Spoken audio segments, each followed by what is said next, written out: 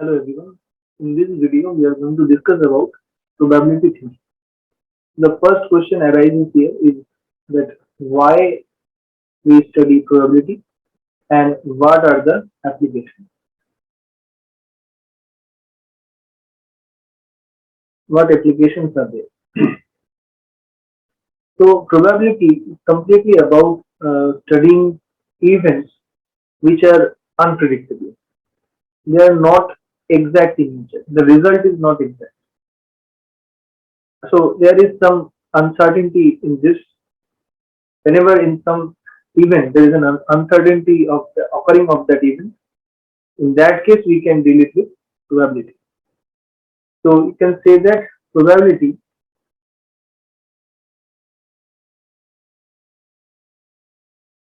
is about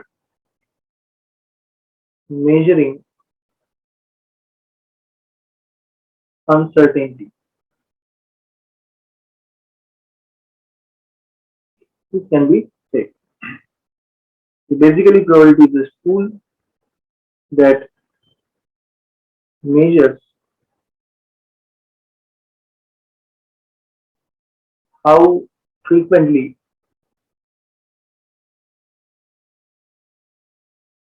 the event can occur.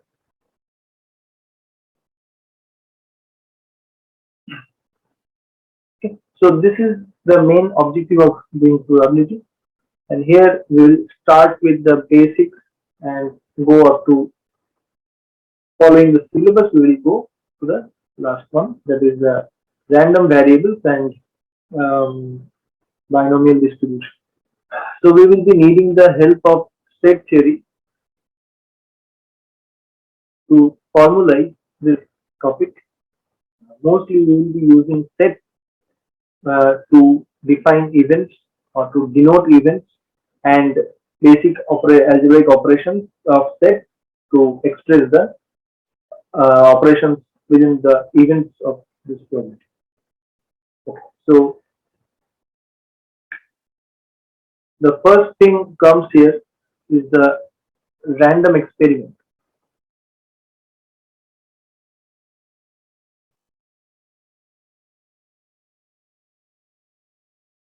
So what is a random experiment?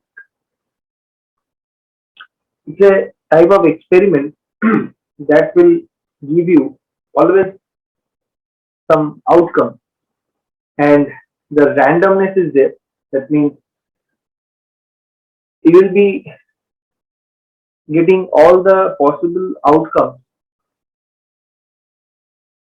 You will know all the possible outcomes of the experiment. All possible outcomes are known, but the occurrence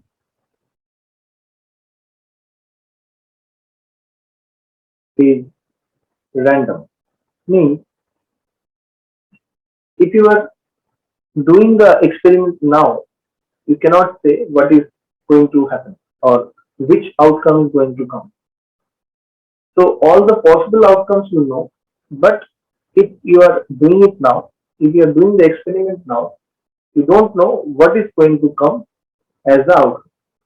So this is the this type of experiments are called random experiments. Like for example, you can say tossing,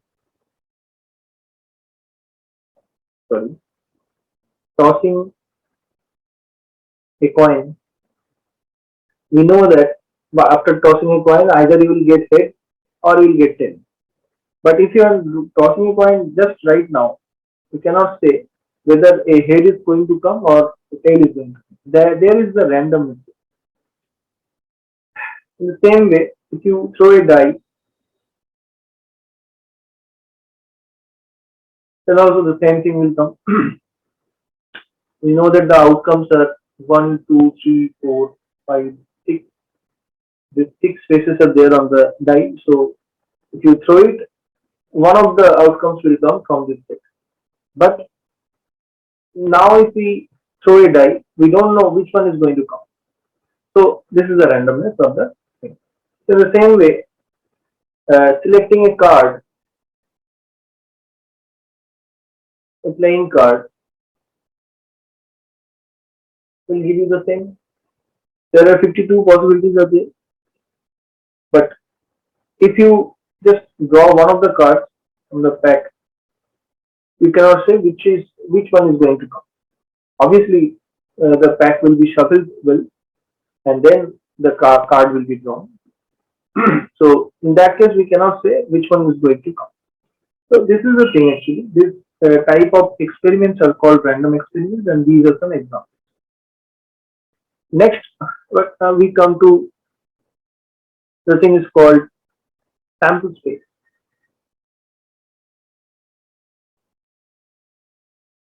Sample space. So what is a sample space? Suppose we are conducting an experiment E. In short, we are calling the experiment as RE, that is the random experiment. And suppose that these are the outcomes. In general, I'm taking x1, x2, x3 as the outcome. Say these are the outcomes of the experiment.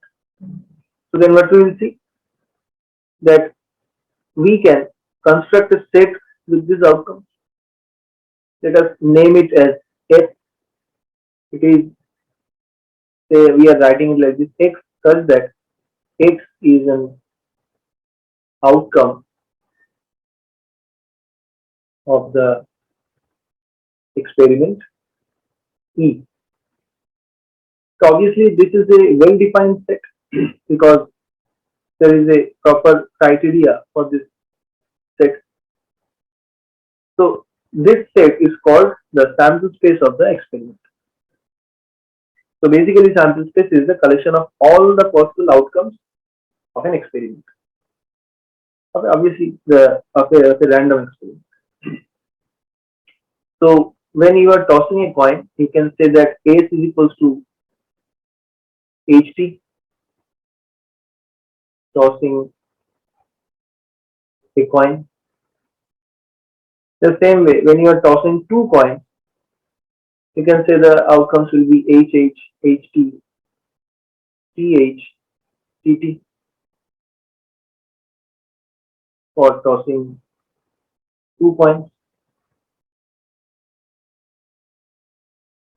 Then this way, for different experiments, we can write different sample space.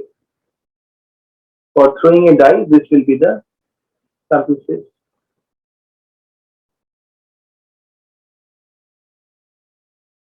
So this is it. Now, one interesting thing is there that whatever experiments we have mentioned here, all the experiments are having some finite sample space. Now, it can happen. Let us make a note here that it can happen that the sample space may be infinite also.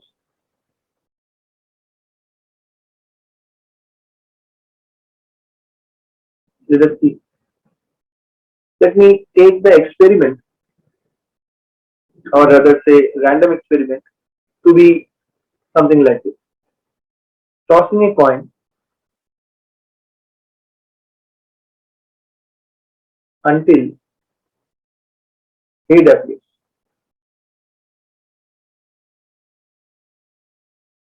Let us take the experiment like this. So we are tossing a coin, but we are not stopping until a head appears. So how will be the outcomes here in this case? So suppose in the first toss it is coming as a head.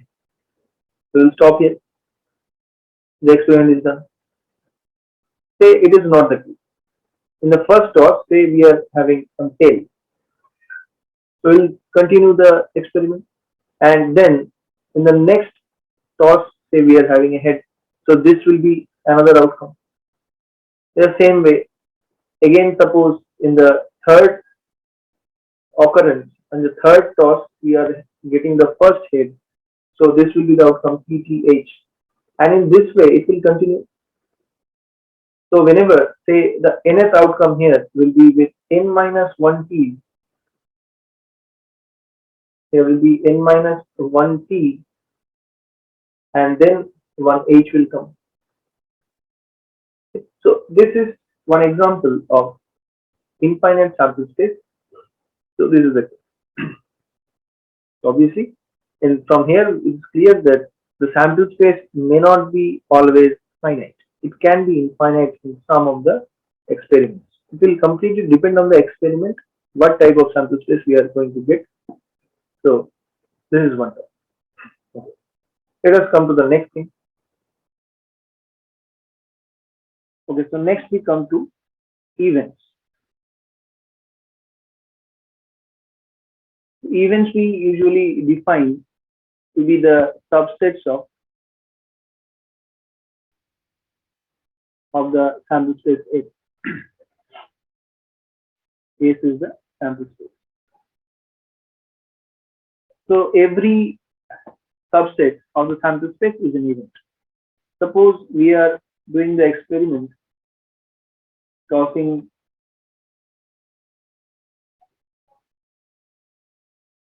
two coins simultaneously.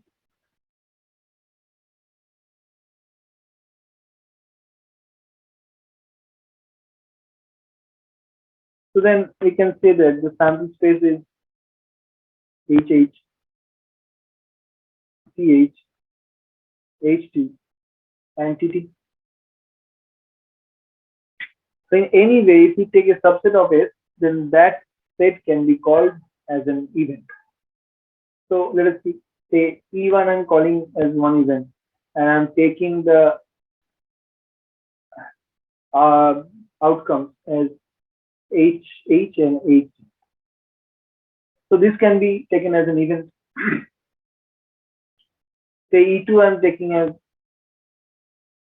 the event TH and HT. So this can be considered as another event.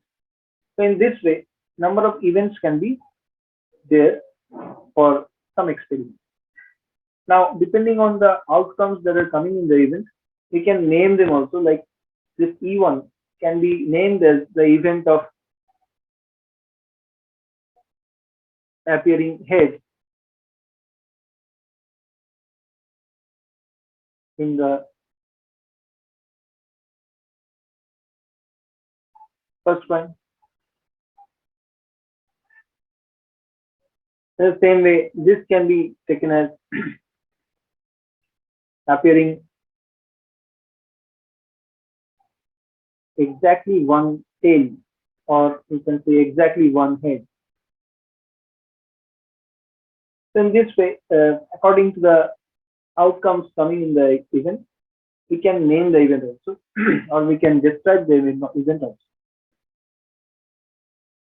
So in this way, if I take phi as a subset of S, then this phi is called the null event, as it is the null set.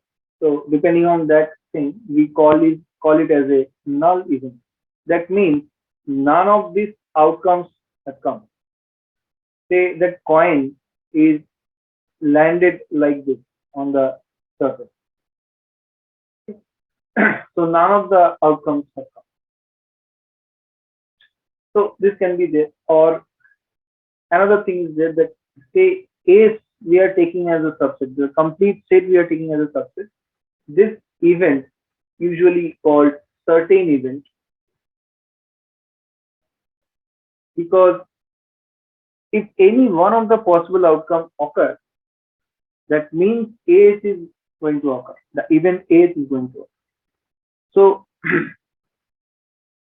obviously one of the outcomes from this set A will occur. That is for sure, because we are tossing two coins. So any one of the outcomes in the set S will occur. And since all the outcomes are in favor of the event S, that's why if any one of the outcomes occur, then we can say that the event S is occurring. So that's why it is called certain. Okay. So here we have these definitions for this event. Now, next we are coming to some particular types of events, like the first one is called simple event. So what is a simple event? Simple event means in favor of the event, there will be exactly one outcome, exactly one outcome in favor. If this is the situation, then that event is called a simple event. Like if we are taking in the previous example, if we are taking only this event, that means only both the coins are giving head. In this case, this is only having one outcome in favor. So in this case, we can say that this event is a simple event. So taking every outcome once, we can say these are the simple events for the previous example for tossing 2 coins. In the same way, if you are throwing a die, then you can say these are the simple events 1, 2, 3, and so on up to 6. These will be the simple events for the experiment of throwing a die. In this way, for several uh, experiments, we can define each outcome as an event, and those events are called simple events. On the contrary, we are having also one concept of compound events, and that means that more than one outcome in favor.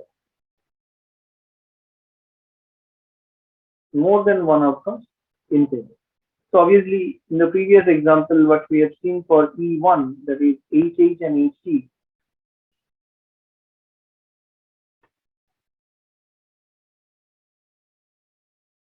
that was one of the compound events.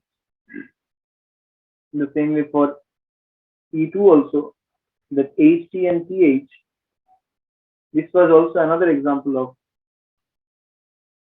compound events. So clearly, compound events can be written as the unions of simple events. So any event under some experiment can be written as the union of simple events. This is one point I'm making here. Later, at some point, we will use this note in future. So we can say that every event is either simple or union of simple events.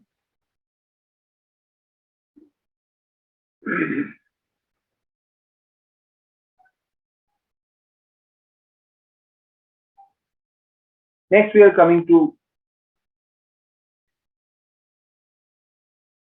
events which are called mutually exclusive events.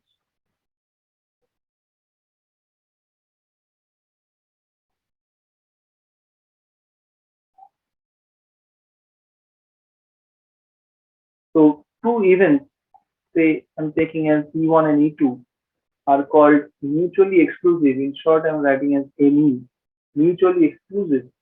If if we can see that the events are not having any common outcome to each other, that means the as I said, their intersection is the null set.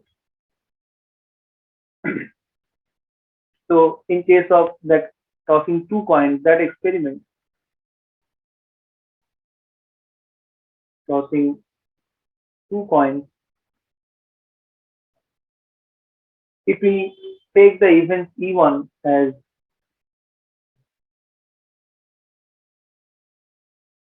the first one is head, and E2, if we take as the first one is tail, so So then we can see that these two events are not having any common outcome to each other. So clearly here E1 intersection E2 is an empty set. So in this case we can say that these E1 and E2 are mutually exclusive. In the same way, if you have more than two events, say E1, E2, E3, up to En, for which, or you can say such that any two events are being disjoint to each other. That means the intersection of any two, if it becomes disjoint, if the intersection of any two of the events become pi, then we can say these events are pairwise mutually exclusive.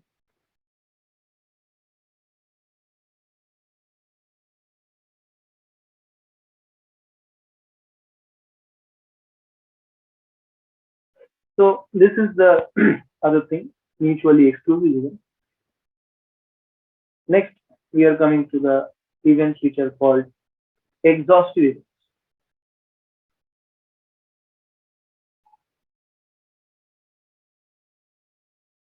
Exhaustive events. So literally, exhaustive means it is finished or it is complete. So if we take two events E1 and E2 again under some random experiment, then if it is so that the union of these two is giving you the whole sample space, then these two events are called exhaustive. So if this is the sample space for some experiment, then E1 and E2 will be called exhaustive if we can take E1 here, say I'm taking this part as E1, and say I'm taking this part, marking it with red, the whole part here is E2. So here you can see if you take the union of these two, you are getting the whole sample space. So for example, if you take E1 from the previous example, if you take E1 as at least one head,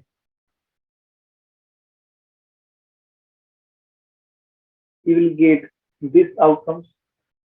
At least one means at least one of the outcomes, one of the points are giving you head. The same way, if you take E2 as at least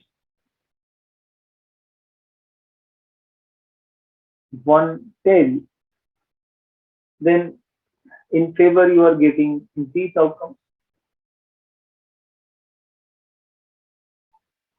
If you take the union here, then you can easily see that this is the whole sample space.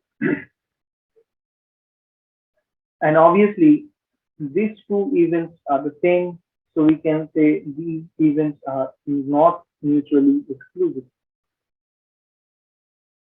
In the same space, if you take E1 as exactly one head, or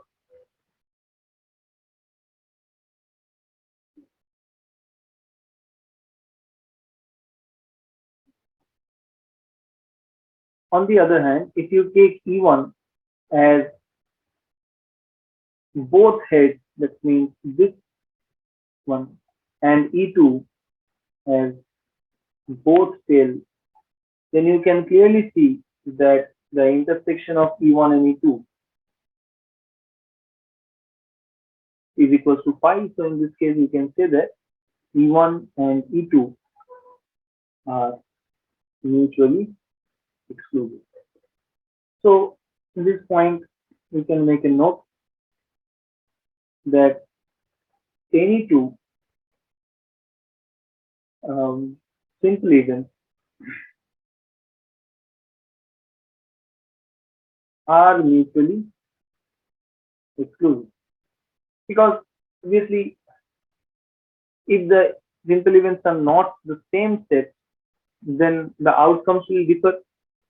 So obviously, the simple events, if you take any two simple events, their intersection will be pi because of having different outcomes, and that's why they are mutually exclusive.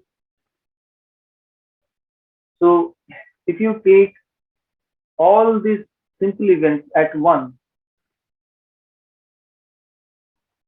let's just make a note, another note here. All the simple events are mutually exclusive as well as exhaustive also.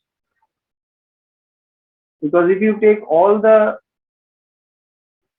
simple events at once and take the union, then obviously it will become the whole sample space.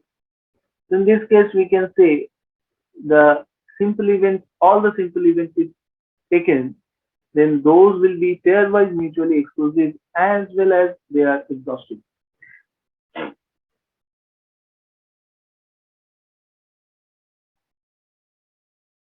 So these type of events which are both mutually exclusive and exhaustive, these are very important because let me just show you one example.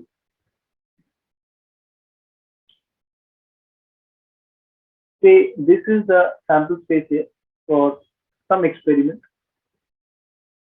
and I'm taking all possible mutually exclusive events here. And you can clearly understand that the mutually exclusive events will something look like this.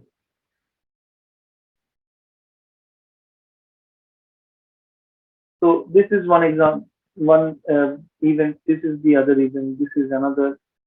This is another. In this way, for every subset here, if the subsets are mutually exclusive, we can take them like this.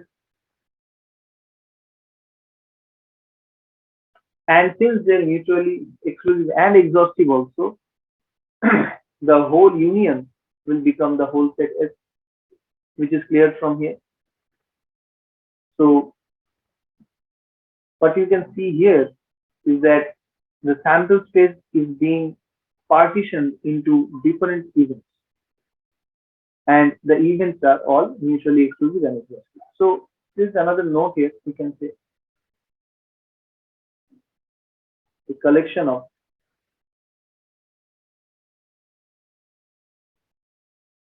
mutually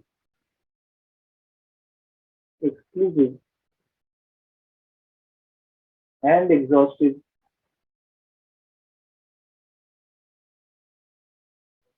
events partition the sample space. This note will be required later. For now, we are just looking into this like this. Later, we will explain it more in more detail and we will use it in some result.